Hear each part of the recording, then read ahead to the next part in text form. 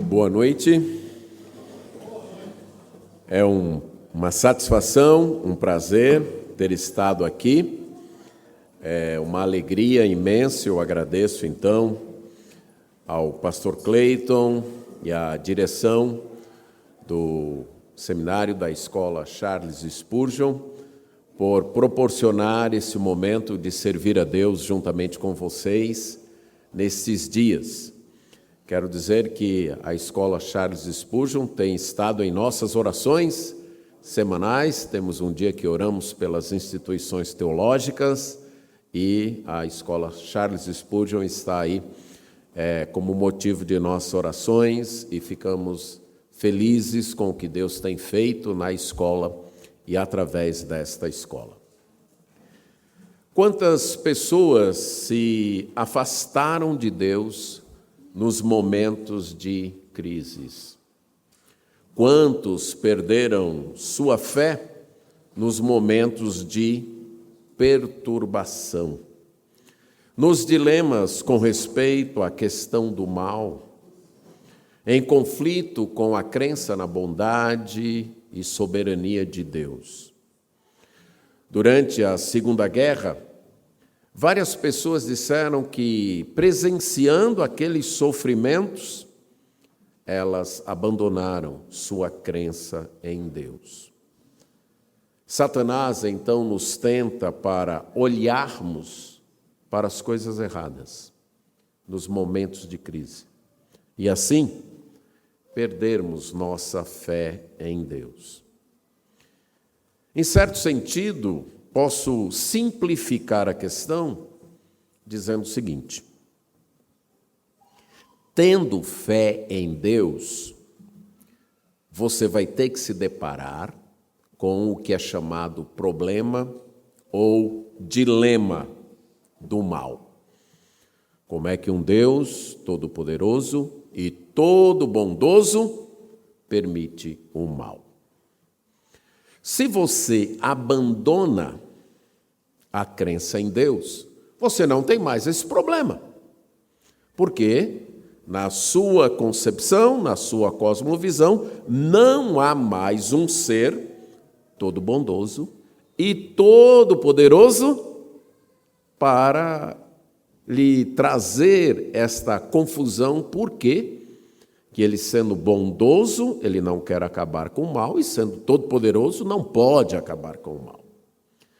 No entanto, quem tem o problema do mal, porque crê em Deus, também tem a certeza de que um dia o mal irá acabar. Um dia o mal será definitivamente punido. Mas aqueles que não têm o problema do mal, porque rejeitam a crença em Deus e não têm nem como definir o que é mal, o que é bem, porque abandonaram o absoluto de bondade e poder,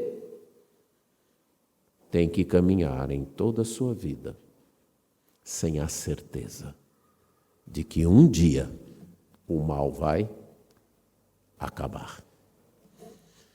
É preferível ter o problema do mal. Continuar se deparando muitas vezes sem as explicações no momento, mas tendo no coração a certeza de que Deus irá restaurar sua criação. E um dia não haverá mais choro, mais lágrima, mais morte, nem mal. Convivemos com o problema do mal, caminhando pela fé. E foi isso que Abacuque aprendeu e fez. Ele, com o seu testemunho no livro, nos mostra que o caminho, a solução, vamos colocar assim, para continuarmos caminhando, mesmo sem tendo a explicação definitiva no momento a respeito do mal, está na oração. O seu livro é composto de orações. Há 3 orações. A oração da indagação, que nós já tratamos, capítulo 1, versos 2 a 4.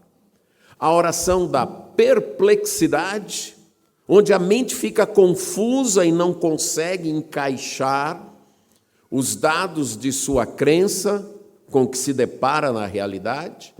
Capítulo 1, versos 12 até capítulo 2, verso 1. E por último, a oração de júbilo, que nós vamos tratar hoje à noite.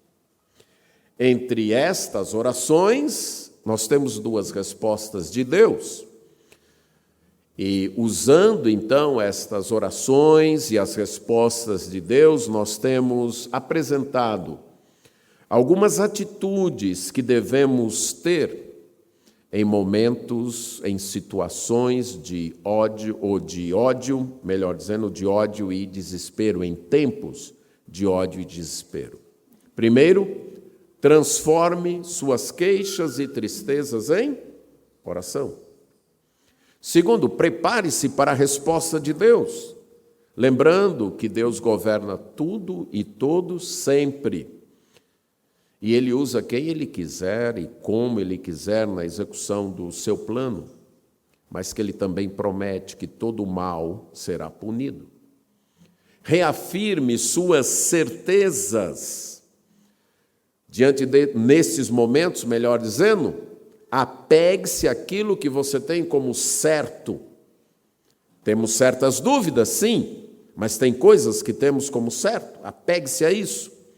E quanto às dúvidas, coloque diante de Deus em oração. Apresente suas dúvidas a Deus. E então, espere com atenção e paciência a resposta de Deus. Espere, porque Deus responde às orações. Espere, porque Deus faz sua palavra se cumprir. E espere, porque Deus vai punir o mal. Deus vai punir a injustiça no tempo que Ele tem marcado. Com isso, nós continuamos andando com fé.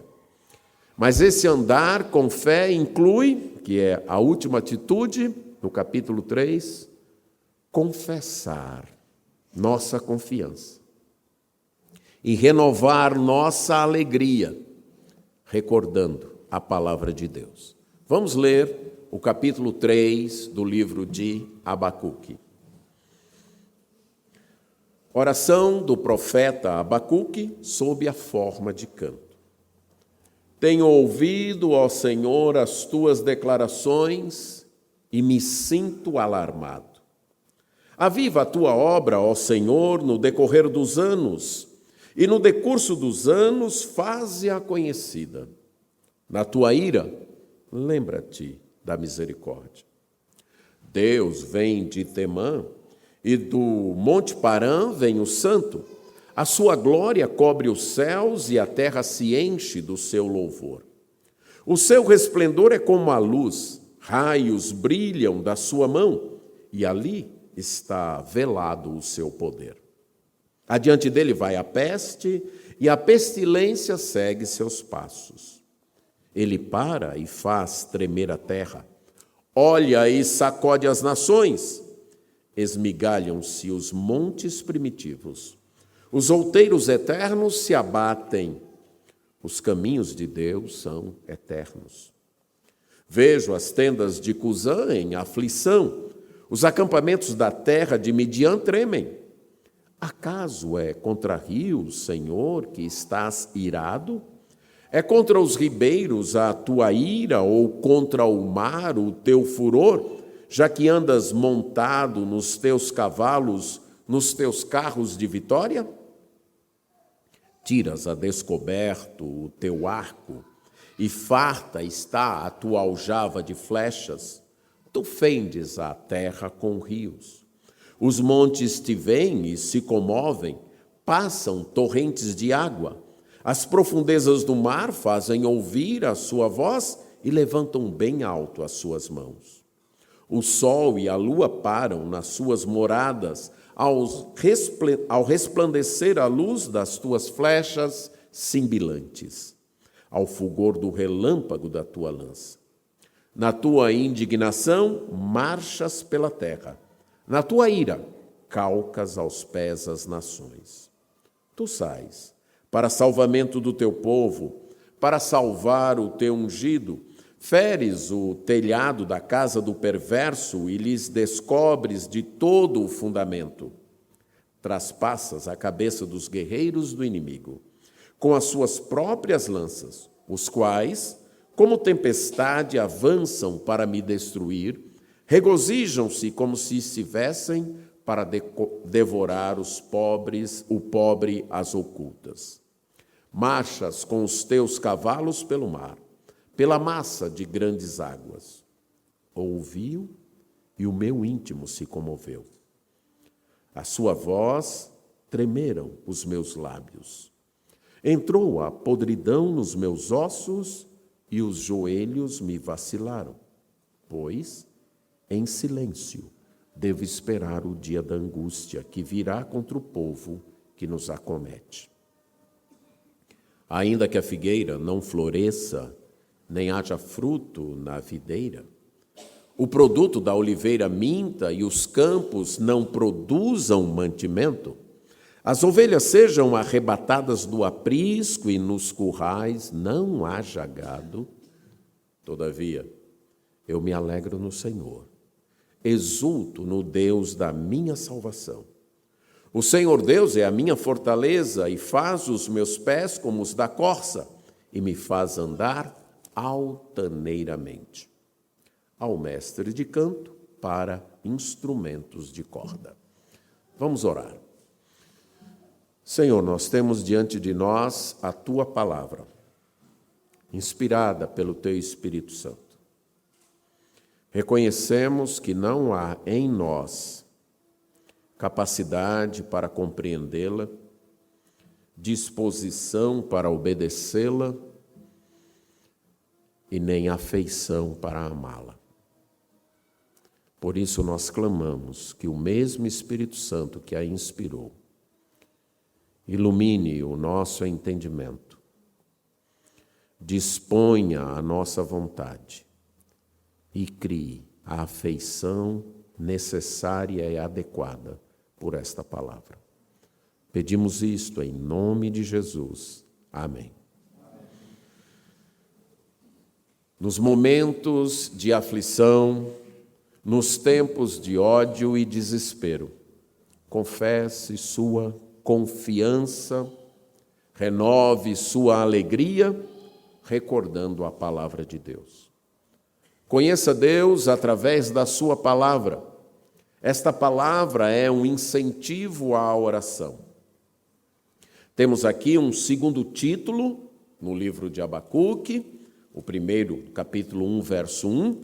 Esse se refere ao capítulo 3, nos dizendo que é uma oração sob a forma de um canto, algo muito comum nos Salmos, uma oração cantada, uma oração composta para ser musicada e cantada. E ela está bem estruturada, uma estrutura bem perceptível quando vemos com atenção, organizada com uma poesia que fazia todo sentido às perspectivas literárias daquele tempo e daquele povo. Você percebe que há uma notação musical no início e uma notação musical no final. Oração do profeta Abacuque sob a forma de canto e no final, ao mestre de canto para instrumentos de corda. Ocorrendo aqui o que literariamente naquela época e em várias partes da Bíblia acontece, a forma de um inclusio, isto é, um artifício literário que funcionava como um enquadramento, como uma moldura para um quadro.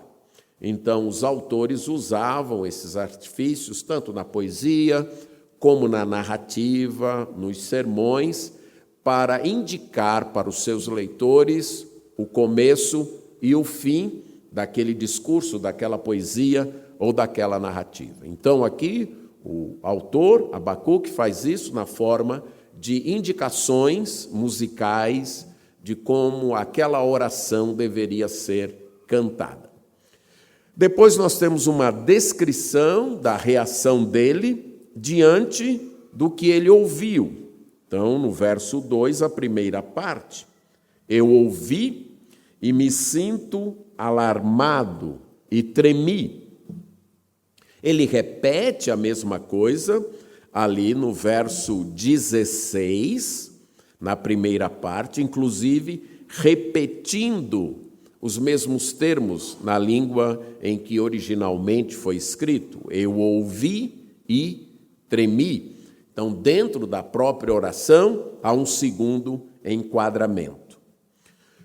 No meio, ou o meio, é formado por descrição da manifestação de Deus dentro da história, quando ele libertou o povo do Egito e os conduziu à terra prometida, versos 3 a 7, e nos versos 9 a 15, uma descrição de Deus como um guerreiro que está lutando para cumprir os seus propósitos, fazer valer a sua palavra.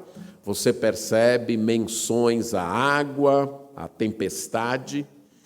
Essas duas partes centrais são separadas por uma pergunta, no verso 8, que funciona como uma transição, que se refere ao que ele disse anteriormente, à ação de Deus na história, e ao fato de Deus se comportar como um guerreiro que está defendendo o seu povo.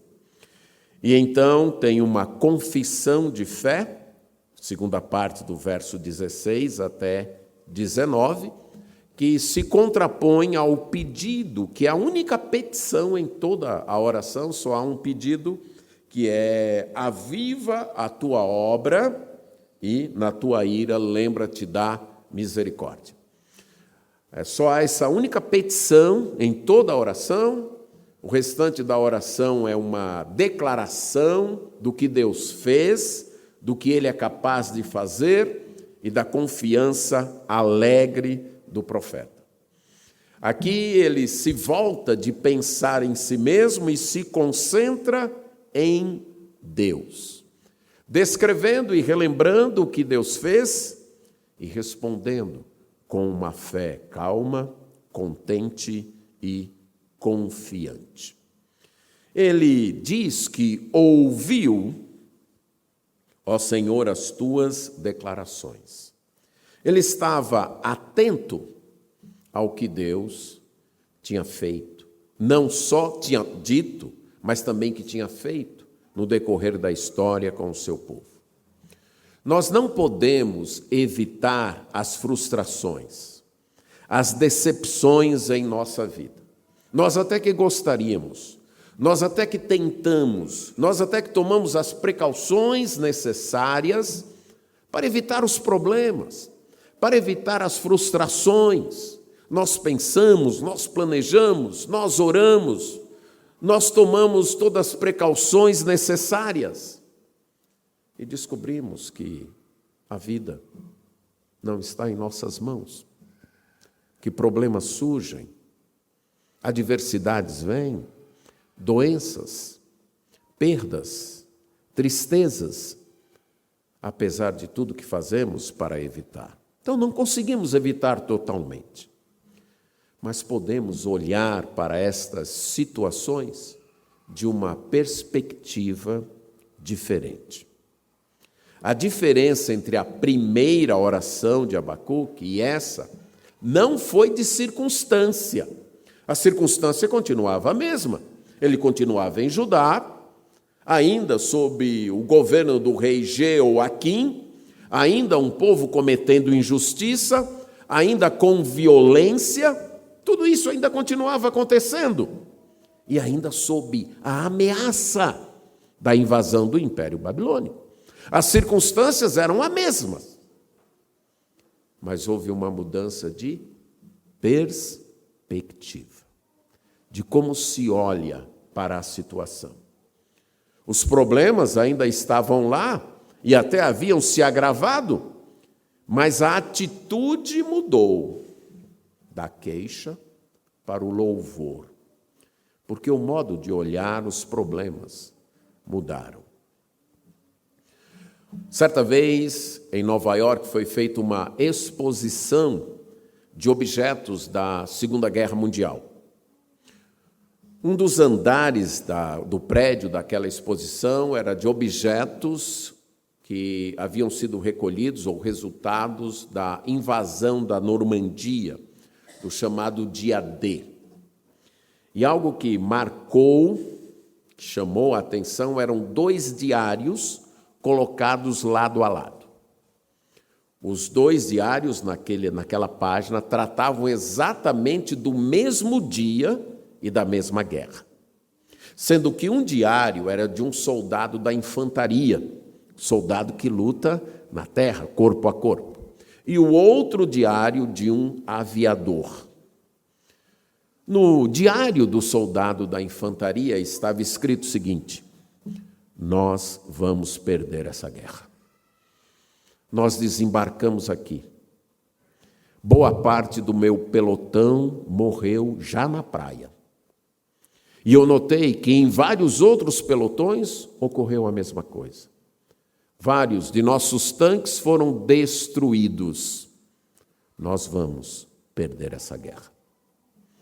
No diário do soldado aviador, tratando do mesmo evento, dizia: nós vamos ganhar essa guerra.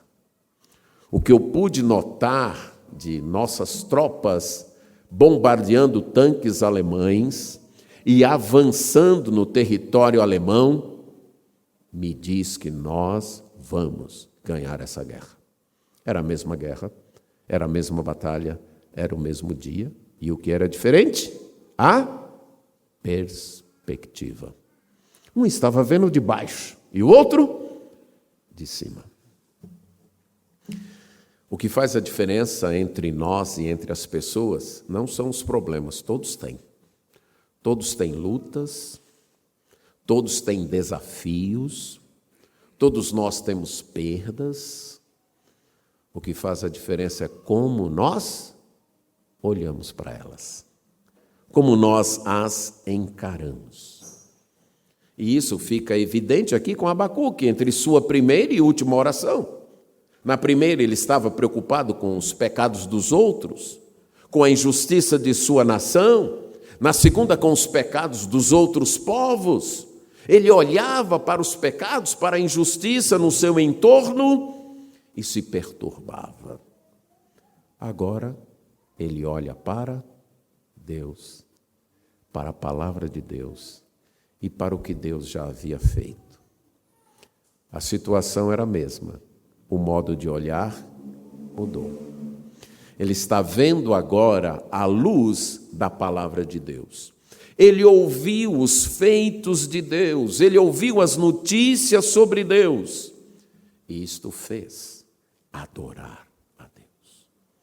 Precisamos ler as Escrituras nos momentos de ódio e desespero. Precisamos olhar para o que Deus tem feito e está registrado em sua palavra. É isso que nos anima. Lembra da oração do autor de Lamentações no capítulo 3? Ele faz um desabafo na primeira parte, com uma profunda crença na soberania de Deus. Ele claramente diz que Deus foi quem fez ele sofrer. Em termos poéticos, ele descreve Deus como um guerreiro que pegou as flechas e atirou todas nele, como alguém que colocou pedras na sua boca e, ao mastigar, ele arrebentou os dentes. Aí chega um momento que ele diz: espera aí, fiz o meu desabafo, agora eu quero trazer à memória aquilo que me pode dar esperança. Há momentos para desabafo, sim, com Deus. É o que Abacuque fez nas 2 primeiras orações. Não tenha medo de desabafar respeitosamente com Deus. Não tenha medo. Derrame o seu coração diante dele. Mas não pare só no desabafo. Traga à memória. Traga à sua mente aquilo que te pode dar, e as misericórdias do Senhor são a causa de não sermos consumidos. Precisamos conhecer a Bíblia. Precisamos conhecer nosso Deus através de sua revelação, não através de intuições nossas, não através do que o mundo diz ser Deus, mas através do que a palavra dele diz. Abacuque diz que ouviu, tremeu, e aí ele pede: aviva, Senhor, a tua obra. E nesse sentido, aviva, Senhor, a tua obra no decorrer dos anos, e no decurso dos anos, faze-a conhecida, age salvificamente em prol do teu povo, como o Senhor fez no passado, como o Senhor fez lá no Egito, quando tirou o teu povo, faz agora, quando os babilônios estão chegando para invadir a nossa terra. No momento da tua ira, do teu juízo, da tua disciplina, lembra-te da misericórdia. Nos momentos de ódio e desespero, volte-se para as Escrituras. Leia a Bíblia, estude a Bíblia.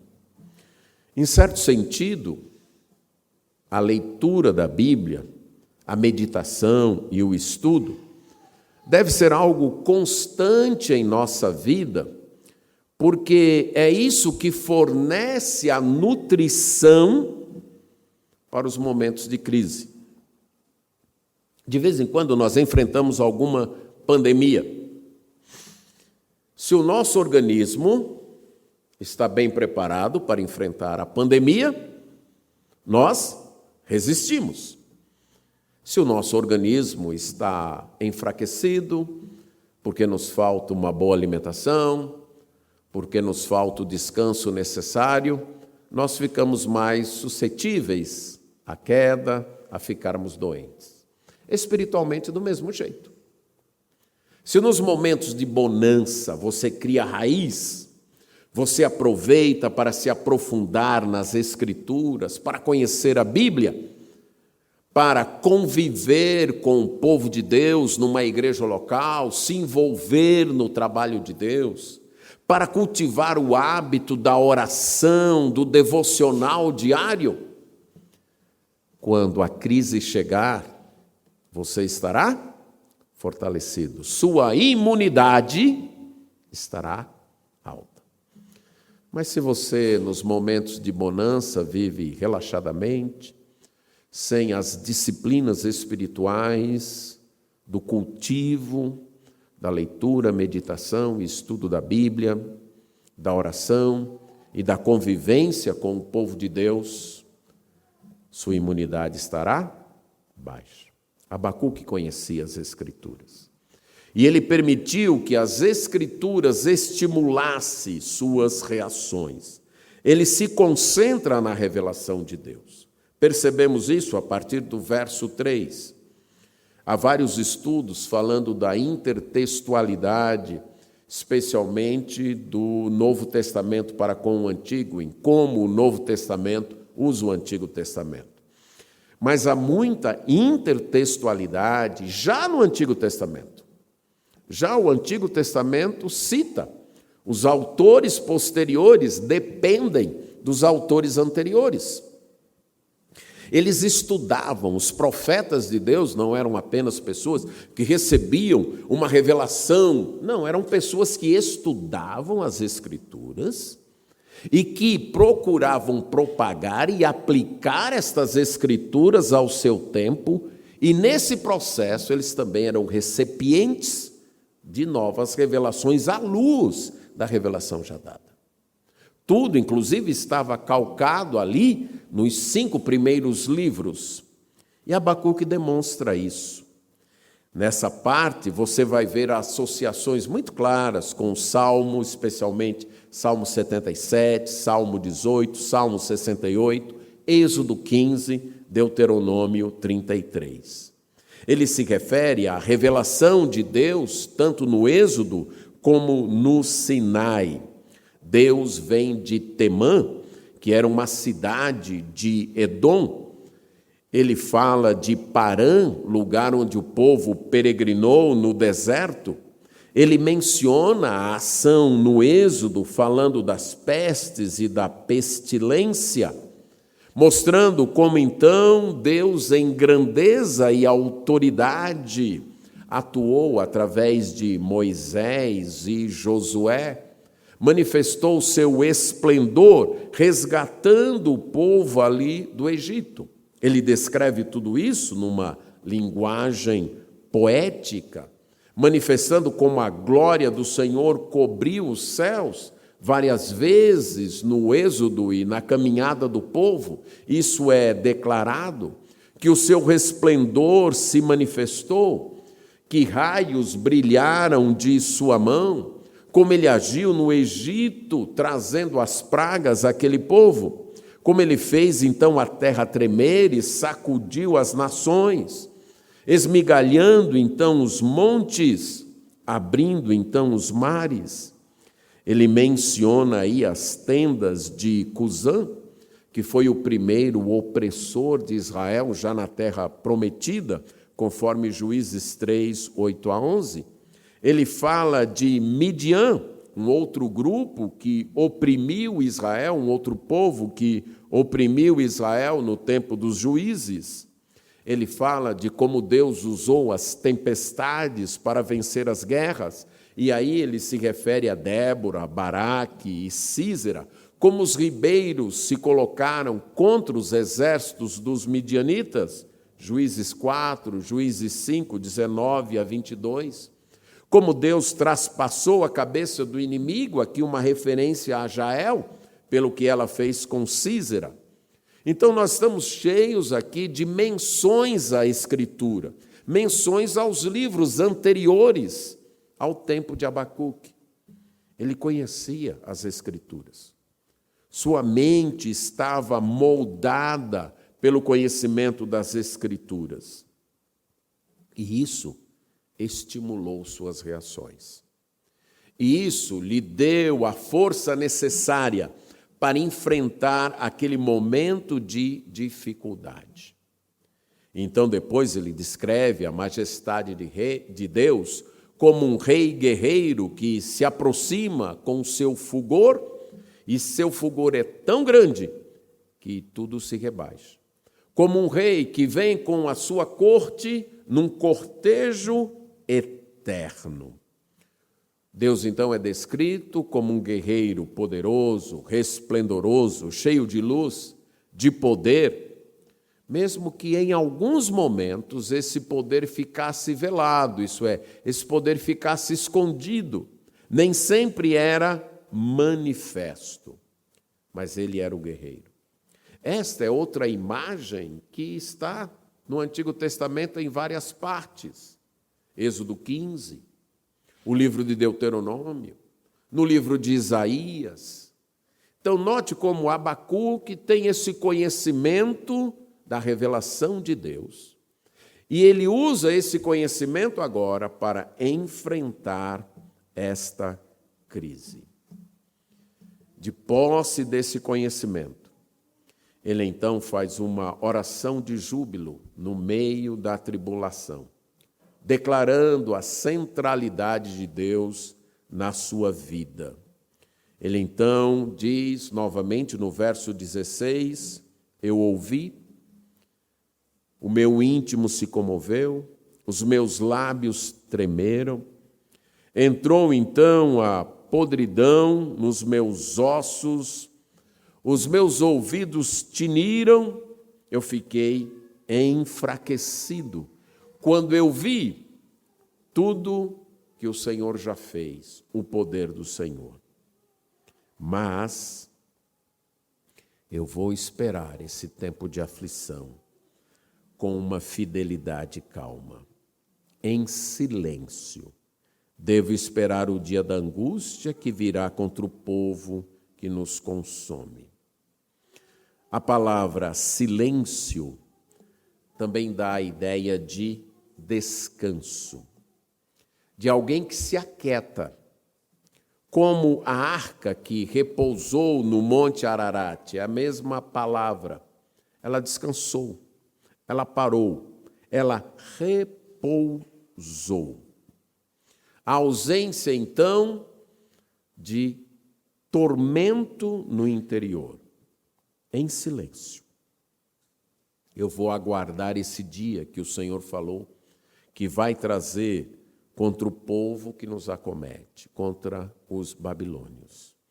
É momento de juízo.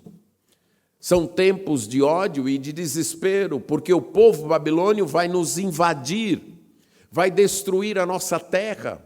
E nós sabemos o que aconteceu, o templo foi destruído, Jerusalém ficou arruinada, o povo foi levado cativo. Mas eu estou aguardando com uma fidelidade calma. Eu estou aguardando, descansando em Deus. Apesar do medo, apesar do temor, eu vou manter a calma. Eu não vou permitir que a perturbação, que o tormento, que a tempestade me faça ficar inquieto, desesperado. Não. Temendo, eu vou confiar em Deus. E aqui ele está seguindo aquilo que Deus havia dito no capítulo 2, verso 4. O meu justo vive pela fé. Por essa confiança em Deus. Eu vou aguardar em Deus. Passamos, sim, tempos de tempestade em nossas vidas, em nossas igrejas, em nossas cidades, em nosso país, no mundo. É assim. Nós gostaríamos que não fosse, mas é assim. Devemos lembrar que o céu não é aqui. Que a nova criação ainda não chegou. Creio eu que muito do nosso enfraquecimento espiritual vem de uma expectativa errada, de achar que porque eu estou seguindo a Deus, porque eu estou lendo a Bíblia, porque eu estou orando, porque eu estou envolvido com a igreja, que agora Deus vai estender o tapete vermelho e tudo vai fluir com bonança. Não. O céu ainda não chegou. Novos céus e nova terra ainda irão chegar. Ainda não chegou o tempo de que não haverá mais dor, mais morte, ainda não chegou. Vai chegar, com certeza, mas ainda não chegou. E quero fazer algumas aplicações aqui. Por exemplo, a família. Eu noto que alguns casamentos se desfazem por uma expectativa errada. Eu quero o casamento perfeito. E aí? Existe? Existe um só. Sabe qual é? De Cristo com sua igreja. Esse é o perfeito. Ok? E que todos que seguem a Deus, até os que não casaram, já perderam a esperança de casar, deixa eu dizer para vocês, não percam a esperança, porque vocês vão casar, certo? Vocês vão participar de um casamento, o casamento de Cristo com sua igreja. Esse é o casamento perfeito. Os nossos casamentos espelham, devem pelo menos, de modo temporário e imperfeito esse casamento. Então não espere perfeição no seu casamento. É esticar a corda e ela vai arrebentar. Certo? Algumas pessoas pensam que querem que o casamento será com um anjo e esquecem que Jesus disse o quê? Anjos nem se dão em casamento. Então pronto, é com seres humanos mesmo, pecadores, imperfeitos, certo? E a gente caminha enfrentando as tribulações do casamento, confiando em Deus. Alguns querem filhos perfeitos. Em primeiro lugar, você não foi um filho perfeito, então, nem filho, então não espere. Se Deus lhe der um que já dá menos problema do que você deu para os seus pais, já se considere assim satisfeito, assim com a alma cheia mesmo, viu? tá bom? Já é bênção assim, graça extrapolando. Mas não existe filhos perfeitos. E não tente esticar a corda. Não existe emprego perfeito. Não existe igreja perfeita. Não existe pastor perfeito. Isso não existe. Todos nós, pecadores, dependendo da graça de Deus, caminhando. E quanto mais convivemos, mais descobrimos os nossos pecados, não é verdade? Qual é a mulher com quem você mais tem problema? Não precisa responder, não. Qual é o homem com quem mais você tem problema? Por quê? Porque é com quem você mais convive. É assim. E nessa convivência, com uma fidelidade calma, nós prosseguimos. Porque sabemos que a perfeição nos aguarda, mas não é agora. Mas também uma fidelidade contente. Que uma coisa é ter uma fidelidade calma, é o meu casamento, eu tenho que aguentar, é assim. Mas o que Abacuque diz? Ainda que a figueira não floresça, ainda que não haja fruto na videira, ainda que seja negado o produto da oliveira, ainda que os campos não produzam o alimento, ainda que os rebanhos sejam roubados dos apriscos e não haja gado nos currais, eu vou exultar no Senhor, eu vou gritar de alegria no Deus da minha salvação. Uma fidelidade calma, mas uma fidelidade contente. E note que não é um contentamento que depende das circunstâncias. Há uma perspectiva sombria, mas dentro dessa perspectiva sombria, ele toma uma resolução exultante. O futuro pode ser assustador. O futuro pode ser o pior possível. Uma guerra se aproxima, os babilônios estão chegando. Essa guerra pode deixar a minha terra desolada. E ele descreve isso de forma crescente. Os produtos mais excelentes da terra iriam faltar. A figueira, um dos frutos mais comuns da região. A videira, que trazia o vinho, que tanto servia como bebida, mas também como purificador da água e como remédio. Não havia tanta água potável, então uma das maneiras que as pessoas purificavam a água era colocando um pouco de vinho. Esse é o meu entendimento, o que Paulo diz a Timóteo, Não tome apenas água, coloque vinho para matar aí os germes, certo? E você poder, então, ficar livre dessa contaminação. Mas o vinho também era usado como remédio. Lembra da parábola que Jesus conta do samaritano, que ele passou vinho nas feridas, Não tinha os medicamentos que tem hoje. Mas mesmo que não tenha isso, a gente fica, então, sem a água potável, a gente fique sem os meios de curar as nossas infecções, ainda que o produto da oliveira, um produto básico, a azeitona que produzia alimento, cosmético e iluminação.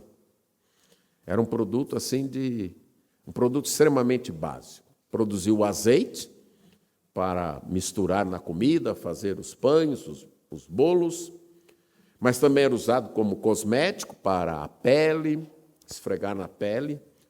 A unção, que muitas vezes se tem como algo apenas no sentido assim de espiritual, mas havia também de derramar no cabelo como uma espécie de algo que trazia brilho e ajudava a desembaraçar os fios, coisas desse tipo, era usada também nesse sentido. E também era o que produzia a iluminação, nas lamparinas. Então, talvez a gente fique tudo no escuro, talvez a Avon venha a falir e todas as outras aí que produzem os produtos para o embelezamento, Talvez o pão fique só seco mesmo, não tenha mais nada que colocar ali para nos ajudar a fazer descer. E até os produtos de alimentação cotidiana, os grãos do campo, no caso o trigo, a cevada, o centeio, na época, para nós o arroz e o feijão, não tem. E também o gado, não vai ter leite, não vai ter coalhada, não vai ter manteiga, não vai ter queijo, não vai ter lã para roupa na hora do frio, porque o gado foi levado embora. Eles invadiram e levaram tudo. Não vai ter carne. Não vai ter carne. Sem pão, sem leite, sem carne, sem azeite, sem os bolos de figo, sem o vinho, sem o óleo para a pele, sem cereais, vegetais, carne, leite e lã. Mas eu tenho Deus. Então eu vou me alegrar. Pode faltar tudo, menos Deus. Se Deus continua, eu tenho motivo para continuar feliz. A minha alegria não depende de ter carne hoje no almoço ou no jantar. Não depende da geladeira estar cheia. Não depende de eu ter certeza de que vou poder fazer a compra do mês. Não depende disso. Depende de Deus. Eu vou me alegrar. Eu vou exultar em Deus. Ele é a razão da minha alegria. Não é uma alegria condicionada pelas circunstâncias. Os tempos são de ódio e desespero. Os tempos são de carência, de falta. Mas eu continuo feliz por causa de Deus. Isso nos faz lembrar o que Deus disse para o apóstolo Paulo, quando ele clamava a Deus em virtude do espinho na carne. A minha graça te basta. O que você precisa, Paulo, não é que eu tire o espinho na carne. O que você precisa é da minha graça. E isso você tem. Isso está sempre com você. Isso é suficiente. A graça de Deus nos é o bastante. O problema é que a gente não aprendeu a conviver e a valorizar isso, de que tudo o que nós realmente precisamos é da graça de Deus. E essa veio a nós, de forma suprema, na pessoa do Filho de Deus, o Senhor Jesus Cristo. Ele veio, aqui viveu, morreu, ressuscitou, está à direita de Deus intercedendo por nós. Enviou o Espírito Santo que está conosco. Isso é o que nos basta. A presença dele aqui, manifestando sua graça.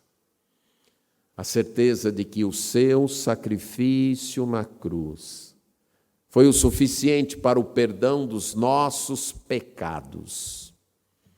E que, com prosperidade ou sem, com saúde ou com doença, com honra ou com vaias, com apreço dos homens ou ódio dos homens, nós teremos uma eternidade com Ele. Uma alegria eterna e para sempre com Ele. É isso que deve encher o nosso coração de alegria. Se enfrentarmos tempos de ódio e desespero, vamos lembrar do que foi dito. Os sofrimentos do presente nem se comparam à glória que está prometida para nós. Vamos olhar para Deus, olhar para a eternidade. Vamos fazer como o apóstolo Paulo escreve em Filipenses 4:11, aprender a viver contente em toda e qualquer situação, fundamentados em Cristo, que é aquele que nos fortalece para isso. Uma fidelidade calma, mas também uma fidelidade contente. O casamento não é o que você sonhou? A graça de Deus te basta. Os filhos não são o que você esperou? A graça de Deus te basta. Você não tem o emprego que sempre desejou? A graça de Deus te basta. Vive atormentado por limitações de saúde? A graça de Deus te basta. Traga um sorriso aos seus lábios, não em virtude da situação, mas porque você foi alvo da graça salvadora de Deus.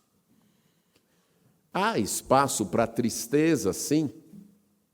Jesus ficou triste, o Espírito Santo se entristece, mas aqui nós temos que fazer uma diferença entre uma tristeza que arruína minha vida, que domina minha vida, que se torna a nota dominante da minha canção de vida, que me derrota, que me joga para baixo, e uma tristeza que é superada por um contentamento na graça de Deus. Haverá tempo para chorar, sim, haverá lágrimas, sim, mas nessas lágrimas e mesmo em meio a elas, a lembrança do que Deus tem para nós pode fazer brotar um sorriso que se mistura com as lágrimas, faz brotar uma esperança e uma força no meio da tristeza. Uma fidelidade calma, uma fidelidade contente, uma fidelidade confiante. O Senhor Deus é a minha fortaleza. Ele faz os meus pés como os da corça e me faz andar altaneiramente. A corça era um animal típico naquela região que andava rápido e seguro mesmo em lugares perigosos, em terrenos escorregadios e perigosos. E usando esta imagem, ele diz: Deus é o que me fortalece. Deus é aquele que me dá força. Deus é aquele que me capacita a andar nos tempos de ódio e desespero, sem tropeçar e sem cair. Uma fidelidade que confia em Deus para a sua salvação. Não confia no seu próprio trabalho, nas suas próprias obras, nas suas próprias realizações. Confia em Deus.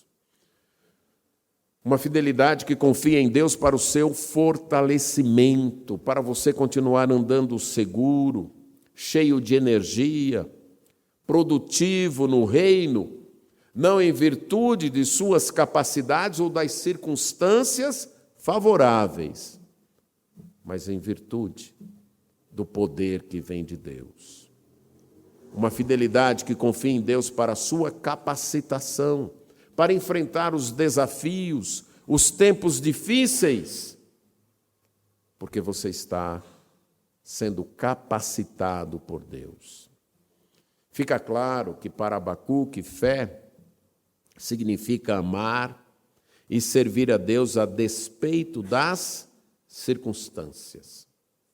Para o justo, viver pela fé significa que ele continua sendo fiel a Deus em todos os momentos de sua vida. Por isso, depois da lamentação, louve. Tenha certeza de que a história terminará com a vitória de Deus e seu povo. O Deus todo-bondoso e todo-poderoso quer, pode e vai destruir o mal. E vai acabar com a injustiça. Vai trazer o novo céus e a nova terra. É essa fidelidade que nos capacita a continuar caminhando com vitalidade, mesmo nos dias escuros e sem ânimo. Então, viver pela fé se torna uma aventura emocionante. Não sabemos o que vem em seguida. Nem sempre as coisas acontecem do jeito que a gente espera. Muitas vezes acreditamos que porque somos escolhidos e amados por Deus, nós vamos receber um certo tratamento preferencial e generoso. E até acreditamos que porque nós o seguimos, ele vai nos livrar daqueles becos difíceis da vida, dos atalhos barrentos, do tratamento cruel. E esquecemos que algumas vezes os seguidores de Deus, exatamente porque são seguidores de Deus, não vão receber tratamento preferencial. Vão enfrentar a dificuldade. Vão enfrentar, muitas vezes, o ostracismo da sociedade. Mas precisamos olhar para a eternidade e continuar caminhando com Deus. Num tempo em que quase tudo é visto em termos econômicos, nós precisamos aprofundar nossa fé em Deus nesse estilo do profeta Abacuque. E embora as piores coisas possam acontecer conosco, nós vamos continuar servindo, adorando e amando o nosso Deus. Mesmo que em alguns momentos vamos fazer oração de lamento, oração de perplexidade, sempre haverá em nossa vida momentos para oração de louvor. Um compositor brasileiro muito conhecido, Estênio Márcios, escreveu um hino, E Se? E ele se refere a esse texto. A figueira não floresce, não há fruto na videira, o produto da oliveira mente, os campos não produzem, o curral está vazio, o aprisco está deserto. Tudo isso se passando e o profeta, mesmo assim, vai se alegrando em Deus. Mas, e se fosse comigo? Para que mesmo que eu vivo? Onde está minha alegria? E se a dor for minha sina? Será que ainda faço rima, canto alegre a melodia?